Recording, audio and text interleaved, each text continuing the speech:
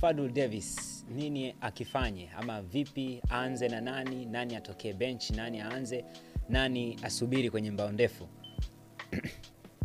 Kwa namna ambavyo mchezo wenyewe ulivyo, ukiniuliza mimi mwalimu aende na nani kati ya hawa wawili, nitasema mwalimu aanze na Lionel Ateba.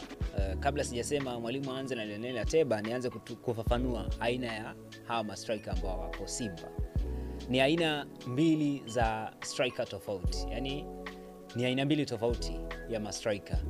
Mmoja ni target man, kwa maana ni shooter mzuri, lakini mwingine niweza kusema ni zaidi ya target man. Kwa sababu gani nasema hivyo na ni nani ni yupi? Ukimtazama Lionel Ateba ni striker ambaye tunaweza kusema ni modern striker.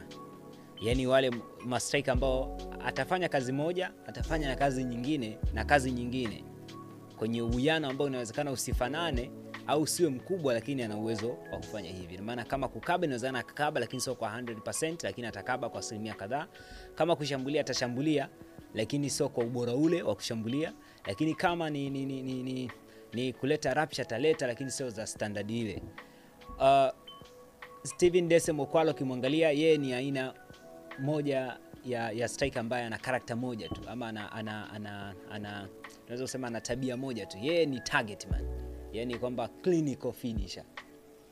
Hahitaji mambo mengi.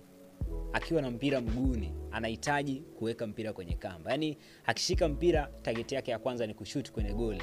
Huyo ndo Steven Dese Mukwala. Lakini Ateba akishika mpira, target yake inawezekana kuendelea kuhold mpira, kukaa nao, kuvuta kwa ajili ya kutoa pasi, aidha akatoa assist ama namna gani. Kumbuke pia wakati anatoka USM Alger, Lionel Ateba alikuwa na goli 1 na assist 8 na ni mshambuliaji. Tafsiri yake nini?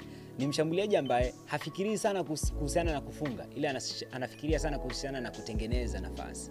Kwa hiyo ni aina hiyo. Lakini Steven Dese Mukwala unaweza kumwangalia national team material wa Uganda, lakini hata alikotoka pia alikuwa anafanya vizuri, miongoni mwa wachezaji ambao walikuwa wanafanya vizuri sana kwenye eneo lake. Idadi ya magoli ilikuwa inaonekana ni kubwa. Tafsiri yake yeye anatamani kufunga zaidi.